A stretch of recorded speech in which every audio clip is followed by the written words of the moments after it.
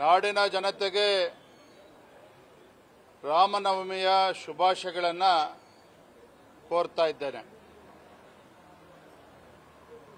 April 6ನೇ ತಾರೀಕು ಇಂದು ಭಾರತೀಯ ಜನತಾ ಪಾರ್ಟಿಯ ಸಂಸ್ಥಾಪನಾ ದಿನ. ಹಳ್ಳಿಯಿಂದ ದಿಲ್ಲಿಯವರೆಗೆ ಪ್ರತಿಯೊಬ್ಬ ಭಾರತೀಯ ಜನತಾ ಪಾರ್ಟಿಯ ಕಾರ್ಯಕರ್ತರು, ಎಲ್ಲ ಜನಪ್ರತಿನಿಧಿಗಳು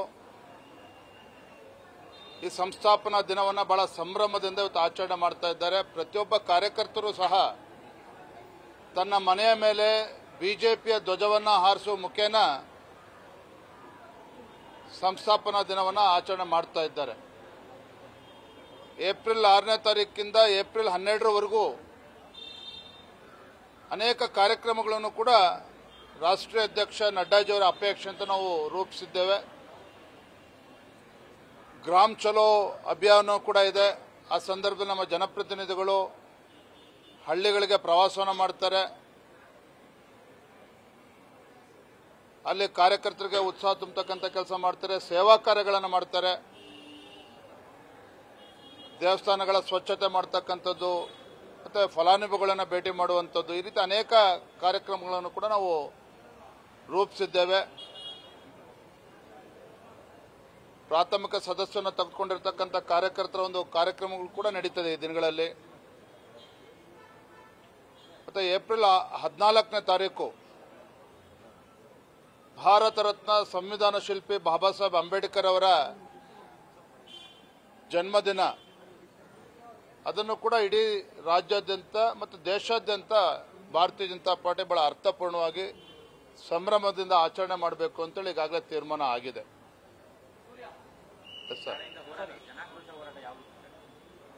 ನಾಳೆಯಿಂದ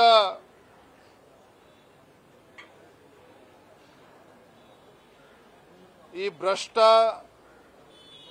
ಜನವಿರೋಧಿ, ಬಡವರ ವಿರೋಧಿ, ರೈತ ವಿರೋಧಿ ಕಾಂಗ್ರೆಸ್ ಸರ್ಕಾರದ ವಿರುದ್ಧ ಜನಾಕ್ರೋಶ ಯಾತ್ರೆಯನ್ನ ಪ್ರಾರಂಭ ಮಾಡ್ತಾ ಇದ್ದೇವೆ.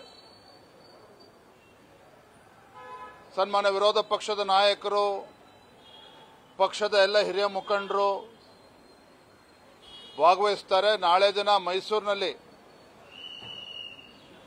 ಚಾಮುಂಡಿ ಬೆಟ್ಟಕ್ಕೆ ಚಾಮುಂಡಿ ತಾಯಿಗೆ ಪೂಜೆಯನ್ನು ಸಲ್ಲಿಸಿ ಮಧ್ಯಾಹ್ನ ಈ ಯಾತ್ರೆ, ಜನಾಕ್ರೋಶ ಯಾತ್ರೆ ಪ್ರಾರಂಭ ಆಗ್ತದೆ.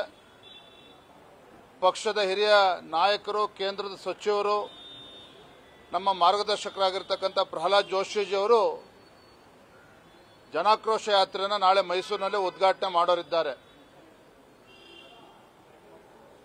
ರಾಜ್ಯದ ಎಲ್ಲ ಜಿಲ್ಲಾ ಕೇಂದ್ರಗಳಿಗೂ ಕೂಡ ನಾವು ಈ ಯಾತ್ರೆ ತಲುಪ್ತದೆ. ಎಲ್ಲ ಜಿಲ್ಲೆಗಳಲ್ಲಿ, ಎಲ್ಲ ಜಿಲ್ಲಾ ಕೇಂದ್ರಗಳಲ್ಲಿ ಸಹ ಈ ಜನವಿರೋಧಿ ಕಾಂಗ್ರೆಸ್ ಸರ್ಕಾರದ ವಿರುದ್ಧ ಏನು ಒಂದು ಕಡೆ ಬೆಲೆ ಏರಿಕೆ ಇರಬಹುದು, ಮತ್ತೊಂದು ಕಡೆ ಮುಸಲ್ಮಾನರಿಗೆ 4% ಸರ್ಕಾರಿ ಕಾಮಗಾರಿಗಳಲ್ಲಿ ರಿಸರ್ವೇಷನ್ ಕೊಟ್ಟಿರ್ತಕ್ಕಂಥ ವಿಚಾರ, SCP, SP, TSP ಪರಿಷ್ಠ ಜಾತಿಯ ಪರಿಷ್ಠ ಪಂಗಡಗಳಿಗೆ ಯಾವ ರೀತಿ ಕಾಂಗ್ರೆಸ್ ಸರ್ಕಾರ ಅನ್ಯಾಯ ಮಾಡ್ತಾ ಇದೆ, ಈ ರಾಜ್ಯದ ಕಾಂಗ್ರೆಸ್ ಸರ್ಕಾರದ ಧೋರಣೆಯ ನೀತಿಗಳ ವಿರುದ್ಧ ಇವತ್ತು ಜನಾಕ್ರೋಶ ಯಾತ್ರೆ ನಾವು ಮಾಡ್ತಾ ಇದ್ದೇವೆ. ಎಲ್ಲ ಕಡೆ ಬಹಳ ಉತ್ಸಾಹ ಇದೆ. ಮೊನ್ನೆ ದಿನ ಯಾವ ರೀತಿ ಹಗಲು ರಾತ್ರಿ ನಾವು ಕಾಂಗ್ರೆಸ್ ಸರ್ಕಾರದ ವಿರುದ್ಧ ಧರಣಿಯನ್ನು ನಡೆಸಿದ್ವಿ, ಅಲ್ಲೂ ಕೂಡ ಬಹಳ ಅತ್ಯುತ್ಸಾಹದಲ್ಲಿ ರಾಜ್ಯದಿಂದ ಎಲ್ಲ ಕಾರ್ಯಕರ್ತರು ಬಂದು ಭಾಗವಹಿಸಿದ್ರು. ಅದೇ ರೀತಿ ಉತ್ಸಾಹದಲ್ಲಿ ಬಹಳ ಯಶಸ್ವಿಯಾಗಿ ನಮ್ಮ ಜನ ಆಕ್ರೋಶ ಯಾತ್ರೆ ನಾಳೆಯಿಂದ ಪ್ರಾರಂಭ ಆಗ್ತದೆ.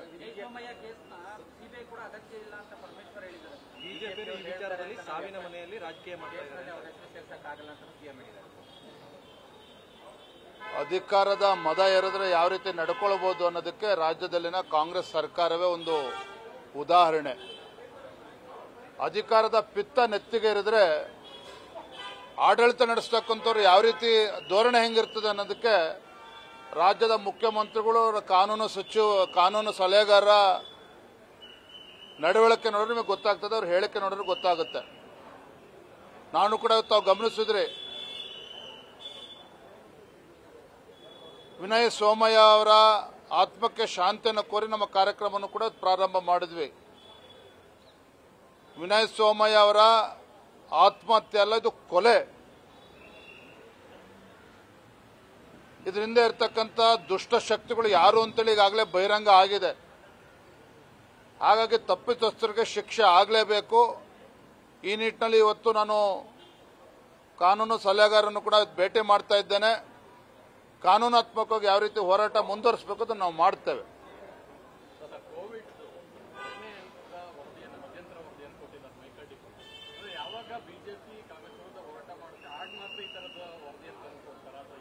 ನೋಡಿ, ಯಾವಾಗ ಬಿಜೆಪಿಯವರು ಭ್ರಷ್ಟ ಕಾಂಗ್ರೆಸ್ ಸರ್ಕಾರದ ವಿರುದ್ಧ ಬೀದಿಗಿಳಿತೀವೋ ಅಂತ ಸಂದರ್ಭದಲ್ಲಿ ಈ ರೀತಿ ವಿಚಾರಗಳು ಹೊರಗೆ ಬರ್ತದೆ.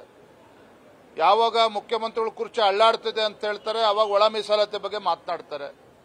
ಯಾವಾಗ ಮುಖ್ಯಮಂತ್ರಿಗಳ ಕುರ್ಚಿ ಅಭದ್ರ ಅನ್ಸುತ್ತೋ ಅವಾಗ ಕಾಂತರಾಜ್ ವರದಿ ನೆನಪಾಗ್ತದೆ. ಯಾವಾಗ ಬಿಜೆಪಿ ಹೋರಾಟ ಪ್ರಬಲ ಆಗಿ ಹೋಗ್ತದೋ ಅವಾಗ ಈ ರೀತಿ ವರದಿಗಳು ಮುಂಚೂಣಿಗೆ ಬರ್ತದೆ. ಈ ಯಾವ ಗೊಡ್ಡು ಬೆದರಿಕೆಗೂ ಭಾರತೀಯ ಜನತಾ ಪಾರ್ಟಿ ಹೆದರ್ಕೊಳ್ತಕ್ಕಂಥ ಪ್ರಶ್ನೆನೇ ಇಲ್ಲ. ಇದೆಲ್ಲವನ್ನು ಕೂಡ ಎದುರಿಸ್ತೇವೆ. ಧನ್ಯವಾದ. Thank you.